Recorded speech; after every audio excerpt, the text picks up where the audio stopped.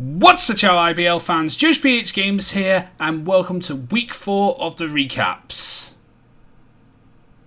Fam, Spanik here, and I am here to also give you the TLDR of week 4 of the IBL. Week 4, interesting week. A lot of things have happened, and people are starting to, if you're not really there with your team just yet, you can start making a few interesting trades and transactions, but the fact is you need to start getting somewhere, because otherwise you're going to be on that fast train to nothing. Yeah, we're about a quarter of the way through the season, so time to shape up. Coaches getting used to their teams. No team is perfect, but you could make it the best you can. I know I'll be asking you at the end of the videos, who is your team to watch from the first 4 weeks? Who do you see will make that playoff push? But we'll save that for the end of the episode. Get ready, I know exactly who I'm picking.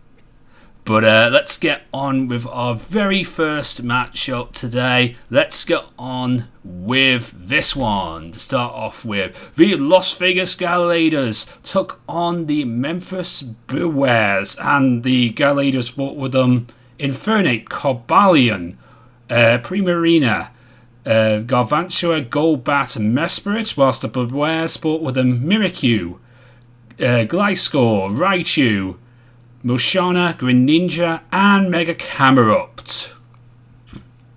So, this match was actually quite an interesting one. A lot of synchronized status elements, early burns to start off with, and then synchronize. Really good idea to synchronize, actually.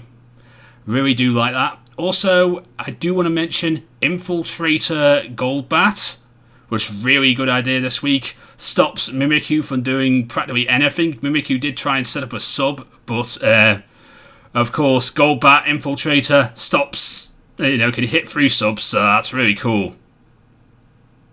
Yeah, it is. Infiltrator's really, it's a clutch ability. That ability can come in clutch many scenarios. Also, sometimes I just happen to forget about it, too. I can't tell you how many times I've died to Infiltrator Crobat clicking Brave Bird, and when I have a mom behind a sub. Damn. Games too. Brave Bird was really useful for Crobat. Actually, to tell you the truth, a lot of times I thought the Crobat was going to die. It was going to go down to recall, but he was able to keep going throughout the entire way and get himself up to 3 kills, which was really cool.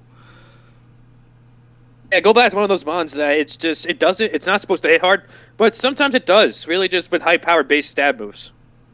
And of course, the Eevee Light is just... Golbat is just so much interesting. It is Fat Bat for a reason. Fat Bat came up clutch this game with three solid kills. 3 solid kills. Really can't fault him on when it gets 3 kills. Nope, and that basically puts the Gladiators back to 2-2, so they are back where they started from, really. 2-2 is better than 2-2 is better than 1-3. So yeah, and it's definitely better than 0-4. Nice rebound win for the guy. Nice rebounding for the Gladiators here. Hopefully they can keep it up. Yeah. Okay, so that was a good 3-0 for the Gladiators. Let's get on to our next one. Next game, we have the New York Metagross taking on the Seattle Scizors. And the Metagross are packing with them Shieldgon, Araquanid, Hoopa Unbound, Ambipom, Klefki, and Nihilego. Are packing with them Bruxish, Mew, Tauros, Umbreon, Komodo, and Lurantis. Just by looking at really the kill death, it's a lot of sack for sack I see going on right here. I see a lot of mons just 1-1, 1-1, 1-1, yeah. A lot of just 1 kill, 1 death here going on. So it looks like a lot of sack for sacking happened.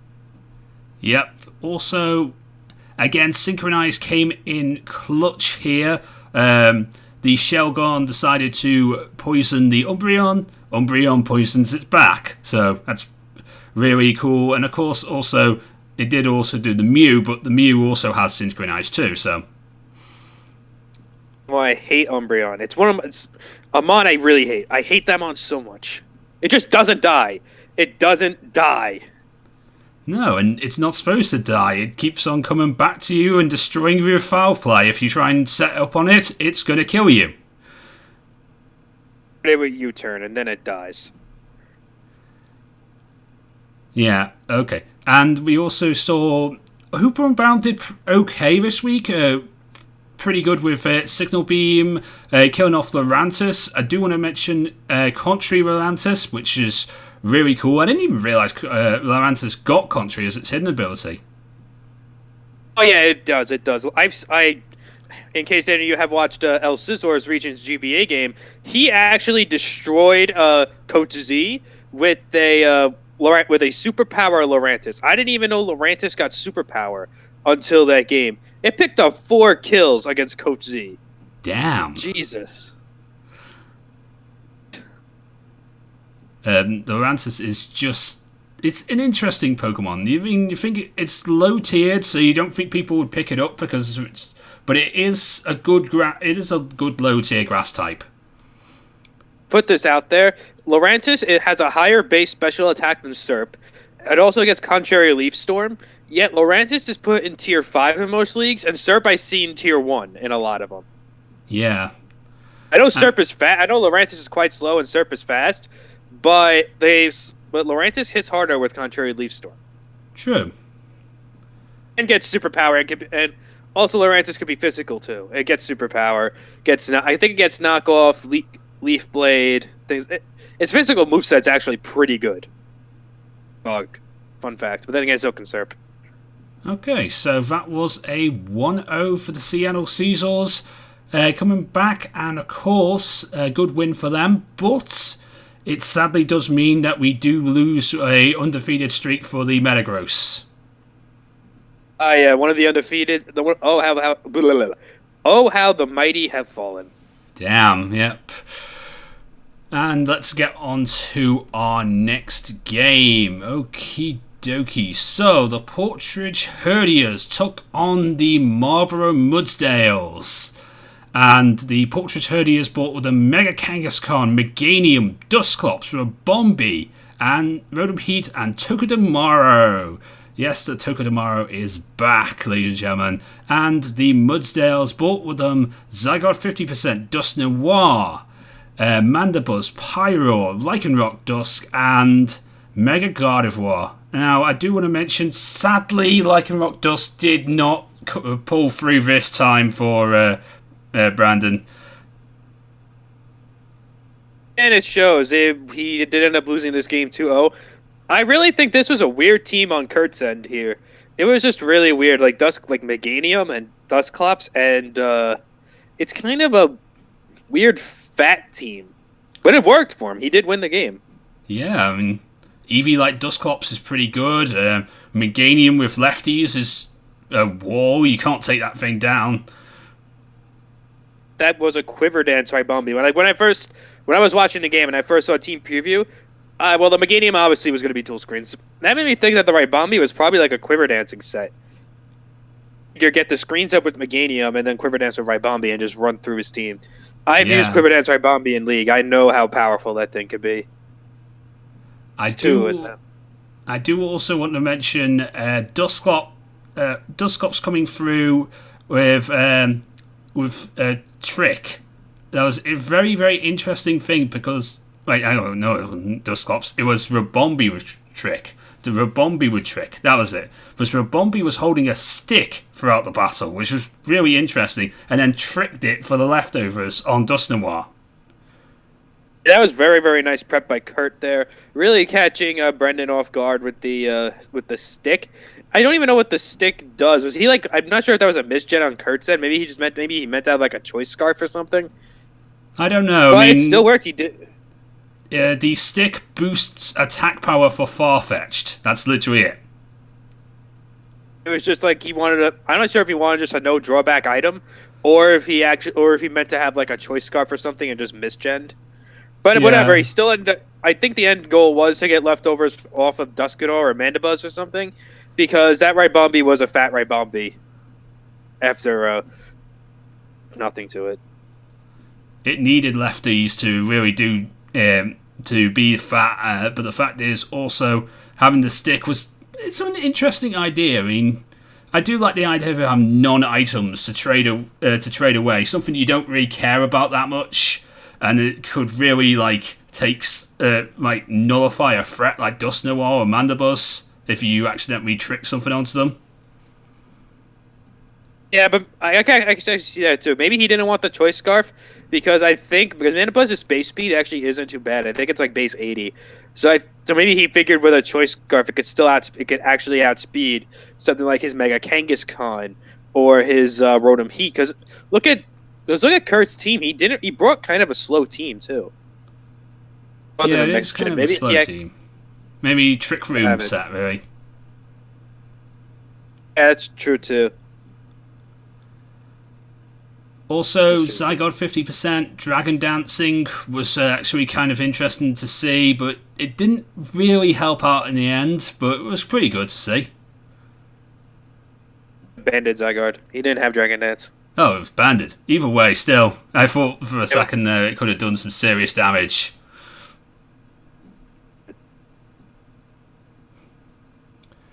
Anyway, so that was a 2-0 for the Portrait Herdiers, going 2-2. Brandon has got to find a way out of this hole he's put himself in at this moment in time, but he's 1-3. He's got to do something soon. I think he made some moves. I think he made some transactions, so maybe he's figuring out what his team is weak to, and hopefully he gets back on track. There's still plenty of Pokemon to be played. Yep. Let's get on to the next match. Next, we have the Cosmogs up against the Miami Infernapes. The Cosmogs packing with them Empoleon, Electivire, Mega Diancie, Weezing, Noivern, and Hanzowl. While the Miami Infernapes are packing with them Gligar, Moonduck, Magneton, Moltres, Barbaracle, and Kyurem Black. And oh my God, Phantom really dug himself out of that hole nicely. After getting blown away the first 2 weeks, he comes out with 2 5-0 wins. Yeah, and this one was just ugly. This was just a sweep. Mega Diancie coming through, destroying it. Only needs one rock polish, and everything will just die. Another one of my favorite megas to use. Another mega I like also gets some nice recognition. We'll get to that game later. But Mega Diancie probably my second favorite mega to use in the format. It hits so hard from both sides. Really good offensive typing in Rock Fairy. So you spam Diamond Storm, and looking at Miami's team, he really doesn't have much for Mega Diancie outside of hoping something like Cresselia or Gligar could just sponge hits. Yeah. Also, I do want to mention, I did like the Decidueye set. Decidueye basically would sit behind a substitute and then Spirit Shackle people to make sure they couldn't switch out. It's the 1v1 Cresselia. Really good set. Yeah, it's a really good set to destroy. It could really do some interesting work against Cresselia. I actually even saw it against Galiga do pretty nice. It did okay against Galiga. I mean, Galiga's just a bulky mon that you can't really deal with. Not many people can deal with. I think it's more bulky than Gliscor, really. It is because of the Eviolite, but still, the Decidueye actually doesn't have that bad special attack. It's base 100. Why didn't he slap HP Ice on it? Maybe 4 slot syndrome. Yeah. Yeah. I do want to mention Electivire did brilliantly this week. I mean, Electivire, again, it's another one of those ones you don't see that often, but I wish I saw it more. Definitely one of my favorite electric types of draft. It's my second favorite electric type of draft. First being regular Manectric. The only reason I like Manectric better is because of the speed. Manectric with base 105 is just really nice. But Electivire, it's just one of the mons. You either slap AV or Scarf on it, and it just still puts in a ton of work. Yep, amazing Pokemon. Good 5-0 win for the Cosmogs. Coming back amazingly well here. Bad start to the season, but coming into his own now, and I think there's going to be a push here. He's making a run. He blew up that team. He made his moves. He knew what he knew what he needed to do, and I credit Phantom for that. Really, really nice. Really nice wins the past 2 weeks. Yeah, let's see if he can keep it going. Anyway, so let's get on to our next game, and this one's going to be interesting. The Lawrence Talonflames versus the Aberdeen Azelfs. The Lawrence Talonflames brought with themselves Mega Gyarados, Seismitoad, Emboar, Topakoku, Bisharp, and, well, it's a load of trash, but it's got Boda. And of course, isn't trash. I'll keep on saying it. The Aberdeen Azelfs brought with them Milk Tank, My Bay Lantern, Sneasel, Mega Caesar, Celebi, and Dragonite. And this match, early kills from Celebi, doing really amazing work, and honestly, really good Celebi sets, doing the work with Giga Drain and Earth Power, killing off both things that were weak to grass type moves, and of course, killing off Bisharp really nicely. One-shot the Bisharp. Nice. I really want to see more of Celebi in league format. I barely see it drafted in leagues, and it's just it has potential to put in a lot of work. It's one of those pixies that is just kind of there but never picked up because it keeps getting outclassed by Shaman, another grass type pixie. Yeah, but it could still put in work. Yeah, it's a very good one. It deserves more work, really. But also, Groundeism Z, Groundeism Z Dragonite did pretty nice work as well, killing off the Emboar, and of course Garboda again, killing that off pretty nicely. But sadly, this is where it all started to go wrong for Darude, because he was left in with Topakoku. At one point, he had 4 Mons, and all the Lawrence Talonflames had with them is Topakoku.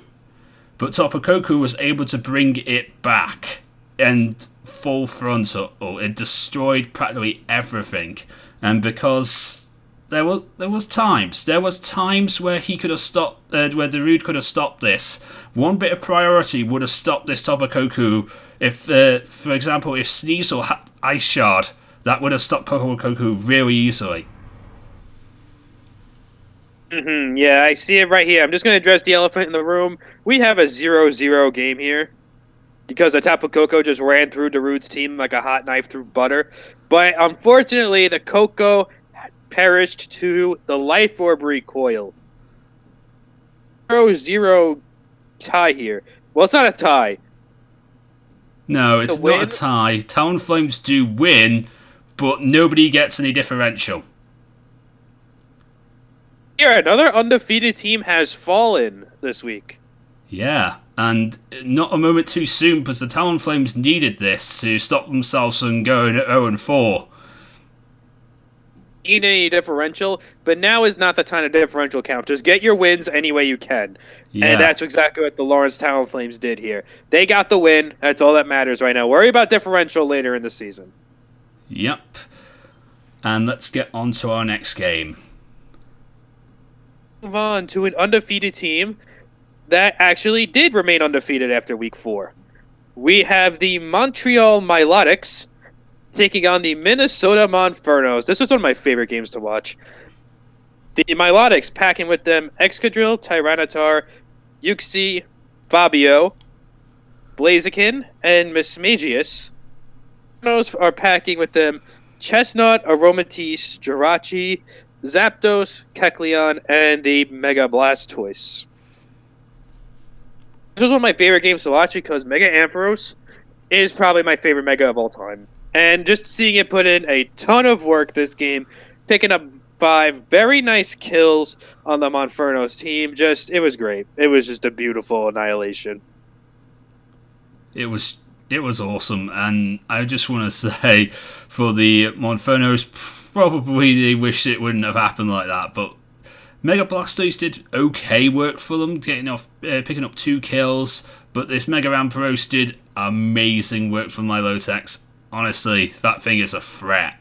And it's cheap too. Yeah, it absolutely is. I see it as tier 4, tier 3 Mega in a lot of leagues. I won a championship with that mon, so my Mega Ampharos. It's a great mon, a great electric type. Also, want to mention Zen Headbutt missing on Jirachi, which kind of put him in which kind of didn't help. And the Zen Headbutt miss does suck, but I don't think it mattered. It may have just mattered for diff, but I don't think it would have. I don't think the game would have played out differently because the Sand Core didn't even touch the field, and pretty much all of Flame's counters to the Sand being like Chestnut, and I don't want to say Aromatisse, and Mega Blastoise, they were either weakened or dead by the time them. So the Zen Miss may have just mattered for diff, but I think even if this team, Drill really had a field day. Yep. With Chestnut out of here. And it's a good thing that Drill never had to make the battle. Well, he was there, but like he didn't really need to come in. And of course, also Tyranitar didn't really need to do too much this week either. They both got a nice week off. Yeah. But a good 4-0 from the Montreal Milotex, keeping the undefeated streak going. But let's see how long it lasts, eh? Alex, keep that playoff streak alive, Matt. I trust you. And let's get on to our next one, which let's go from an undefeated team to a team that can't get a win. I'm talking about the Houston Hardens. They went against the Kansas City Nidokings this week, and they brought with them Celesteela, Mega Gallade, Crocodile, Vikavolt, Cradilly, and Slowking, whilst the Nidokings brought with them Mega Altaria, Skarmory, Jolteon, Stuntank, Nidoking, and Cofagrigus. This was quite an interesting one, actually. We did see a few misses on Leech Seed from Celesteela, but we also did see early kills from Mega Altaria. Good, interesting kills from Jolteon coming back towards the end there, and Jolteon is just amazing. I love Jolteon. Yeah, it really is. The electric immunity is quite nice on Jolteon, but it being just extremely fast, base 130 speed, decent special attack all around. Solid mon. Although I do prefer types like Manectric and Electivire, I never really get Jolteon because it's a mid-tier electric. I like my electric to be from the lower tiers. Okay. That's just a personal preference. It's just a personal preference. Yeah. But Jolteon did do really nice work here, and of course, so did Stuntank. Stuntank did very well, getting himself a kill for really interesting work, killing off that Crocodile with Play Rough. Actually, to tell you the truth, I still don't understand how Stuntank can get Play Rough. I don't either. I just write off some of these moves Mons can learn as cartoon logic. Like Gorgai's getting Fire Blast. How does a plant shoot fire? I mean, it's a jack-o'-lantern. It's true, but it's kind of true. But at the same time, it's a plant. True. Also, I do want to mention that the Houston Hardens did try really well this week. They've been trying throughout the whole tournament to try and get something off the board here, but sadly it's not going their way. They need to do something, and fast. I noticed they have made some transactions, which are going to be rather interesting to see, but I don't know if they're going to change too much. Yeah, they really kind of need to go back to the drawing board here. 0-4, there's got to be something going on. Yeah, they gotta make something quick. Take a win. Make it win anytime you can, because look what the Talonflames did, and maybe see if you can apply some kind of logic like that to your own game. If you have to make sacrifices to the Hax gods, do it. Yeah. 0-4 is not a good start a quarter of the way through the season. No. Anyway, let's get on to our next one. That was a 4-0 for the Nidokings. It is the last game of the week, and oh boy, did we save the best for last. Yes, we did. Oh my god, this one. The Chicago Cub-Chews against the Buffalo Drills. The Cub-Chews packing with them Angus, Megalopunny, Metagross, Sylveon, and Scizor. The Buffalo Drills are packing with them Milotic, Shaman, Bronzong, Tyrantrum, the Pink Death himself, and D. Reynolds. And right off the bat, let's just address the elephant in the room early right here. This was a 69-turn stall fest. Yep, it was. And most of that was just Milotic versus Amoonguss. Jesus Christ. I fell asleep during this game. I'm going to be honest, I fell asleep during this game. Yeah, I would have joined you too, because Amoonguss was a pretty good mon. It did do some great work with Sludge Bomb and Clear Smog to get rid of any stat changes. Of course, it had Giga Drain, and it was a really interesting one as well with Spore getting rid of early sleep turns. But sadly, Milotic is just one of those bulky mons. If you don't find some way of dealing with it, it's just gonna sit there forever. And Milotic, another one of those bombs that just doesn't freaking die. Milotic did have some interesting moves. It had Recover, it had Protect, it had Scold. I do not know what that fourth move was. And if it was me, I would be packing some kind of like Hidden Power Ice to try and deal with Amoonguss if I'm ever like stuck in with Amoonguss. Or it could have been a Calm Mindset. Yes, Ice Beam. Yeah, Ice Beam even, that would have worked really nicely.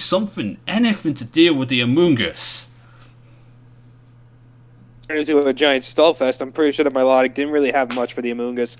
The fourth, looking at the Cub-Juice team, the fourth move could have very well have been Mirror Coat for that Manaphy. Yeah. Also, Z-Rain Dance on Manaphy, really good. Really like seeing that. One of my favorite sets on Manaphy. Speed Boost is really nice. So Speed Boost really nice. Also Bronzong did some interesting work with Heavy Slam doing the work. Also coming in was Metagross doing the work with Thunder Punch actually, which is weird because it does get Fire Punch and it does also get Earthquake. So I don't see why you couldn't have used one of those moves on him. I guess with Bronzong you never know it's going to be Heat Proof or Levitate, so you just got to try and hit him with anything really. Either that, or maybe he predicted a switch into Milotic. Or that. But yeah, this was a 3-0. Giant snooze fest. Yeah, giant snooze fest. 3-0 though. Good win for the Cub-Chews. Getting themselves back on 2-2, which is great for them. The Drills again. They're going to have to try and find an extra initiative because they've gone to 2-2 as well. The end of the world. There's still a lot of mons to be played. So, 4 weeks in, who is your team? Who is the one to watch so far? Gotta have Matt and the Montreal Milotics as my team to beat because just look at them. He's running through this league. Yeah. He is destroying of people, and hopefully he can keep it going. There's going to be some interesting teams from both the Sun and the Moon Conference. I mean, I would still like to say my boy Darude's is going to come back from this, and it's just going to be a one-off. But hopefully, I am right by saying that. Yeah, He's keeping that playoff streak alive. He's gonna keep that streak alive. Yep, and he's won an IBL before, so he can do this, and he can do this again.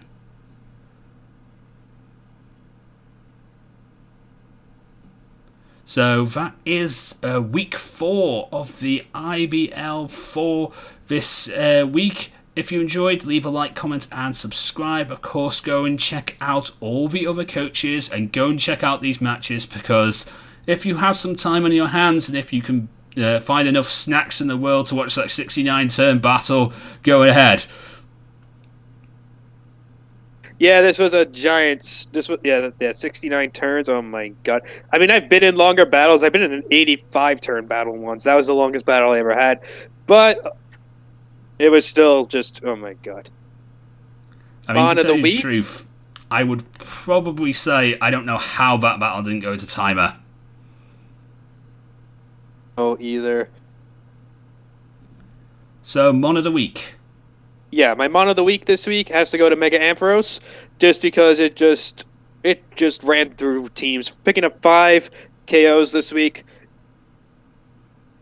And mine has to go to Topakoku. Topakoku did really nicely coming back and destroying, also picking up 5 kills this week.